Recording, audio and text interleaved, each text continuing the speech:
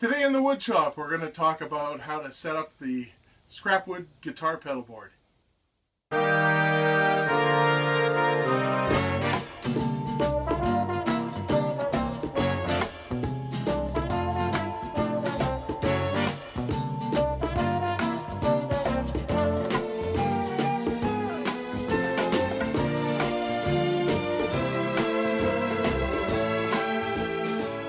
Before I put anything on the pedal board, the first thing I did is I unscrewed the plywood base. Can you see the plywood base there, Megan? See.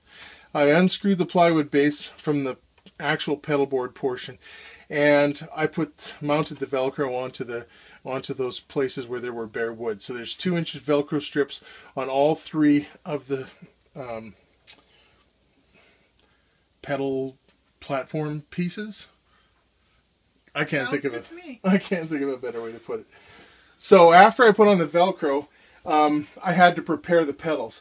So just forewarning for those of you that don't like butchering pedals, there's some pedal butchery coming up.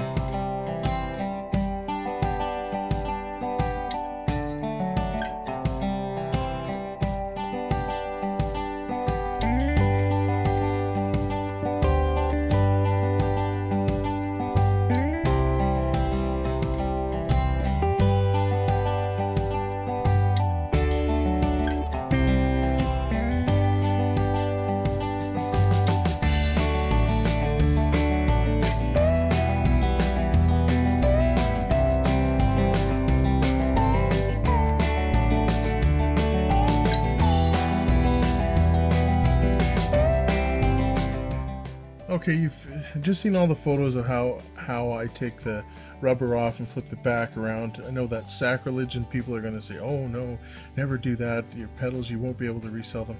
I take them on stage, they get beat up, I throw them out, I buy another one. So I'm not reselling them, I'm not even worried about that.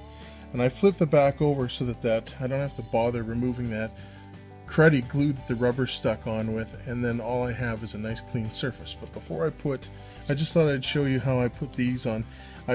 This is 2-inch heavy-duty Velcro that I bought from my wife's favorite fabric store, and 2 inches fits in between the screws on the back of these Boss pedals. Most of my pedals are Boss, and it'll fit in between the screws. So while the back's off, I cut the piece to length, and then I reinstall the back with the inside piece, the clean piece, out.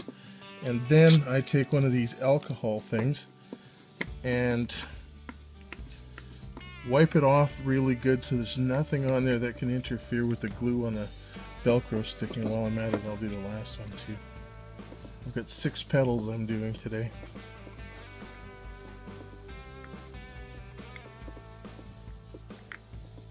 So I rub all that stuff on there and to clean off anything that's going to be a problem. I'll just take a Kleenex and dry it because it's not, I don't want any lint on there either. So once it's clean and I'm ready to go, the easiest way to stick these on, since this stuff fits in between the screws, the easiest way to do this I find is to take the sticky back on the Velcro and I peel it halfway and sort of crimp it so it looks like that, and then I bring it over to the screw heads, touch it up against the screw heads, press it down, and then I can rip off the rest. And then I just proceed to make sure that everything is nice and bonded and flat and all the adhesive is everywhere. And then I've got a nice 2-inch wide strip of Velcro that I can stick anywhere on the pedal board, and I don't have to worry about, I know I've read about some guys, they just put the strip along the outside of the rubber and then they've got to super glue it every once in a while, or zip ties, or horse. I don't want to horse around with that stuff. This way will get the job done, and although it defaces the pedal, who cares?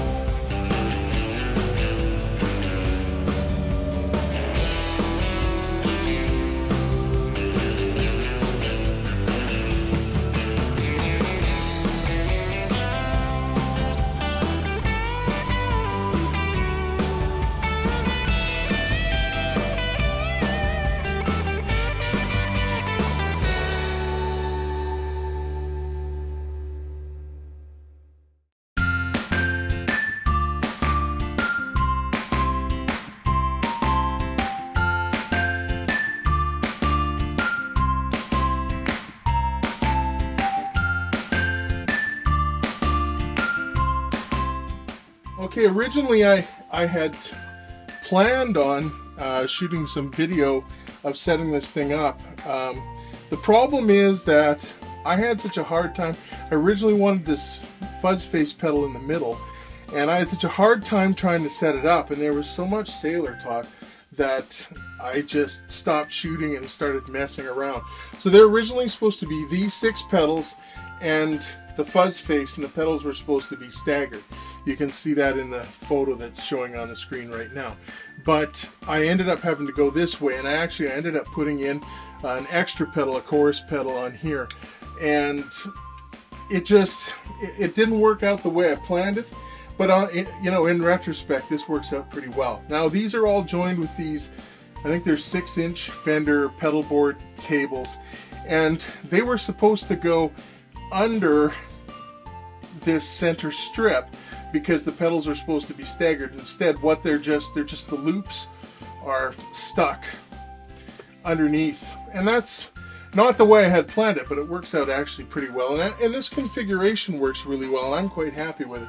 The only thing that I would change really is that this sound doesn't go with the band that I play with, and the chorus doesn't really either, so there's a couple smaller kind of distortion pedals I'm going to probably stick in here, and they should fit because they're narrower than the Boss pedals.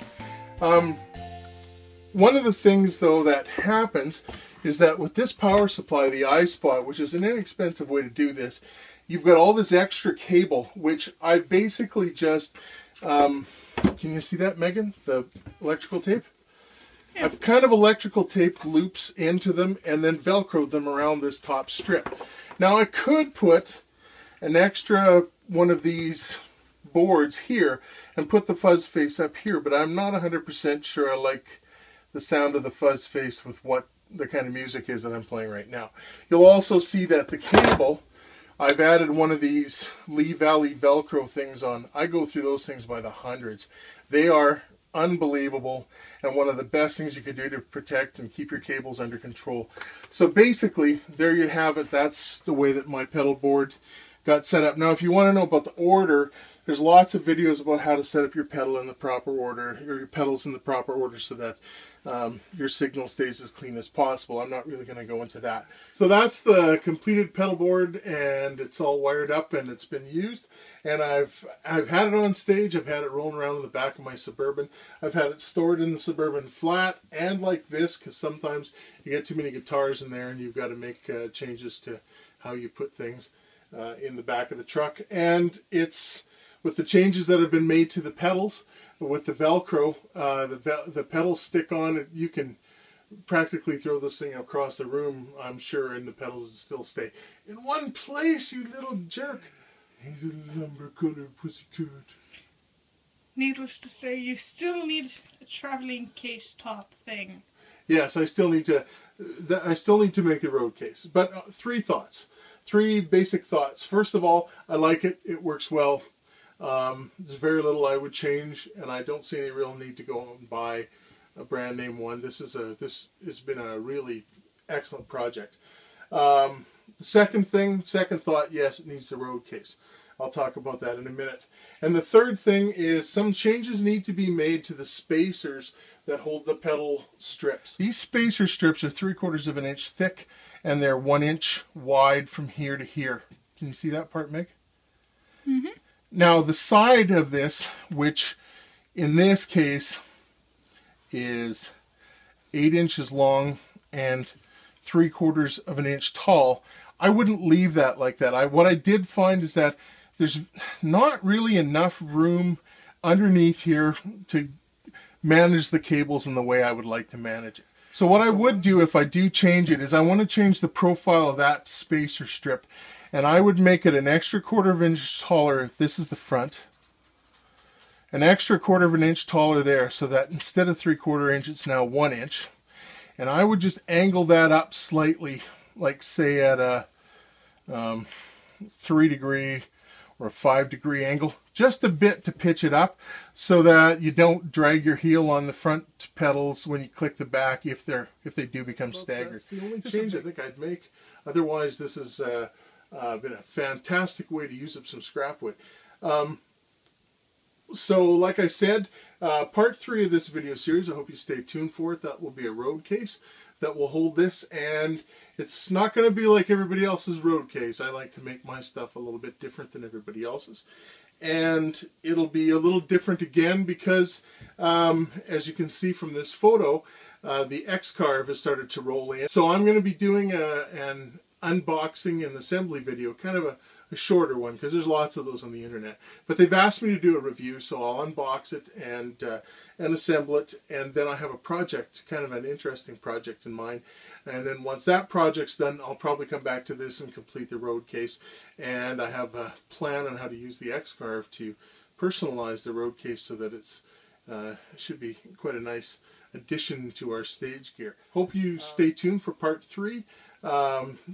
Should be some interesting things coming up on the channel, and thank you for watching, and I hope you have a pleasant day.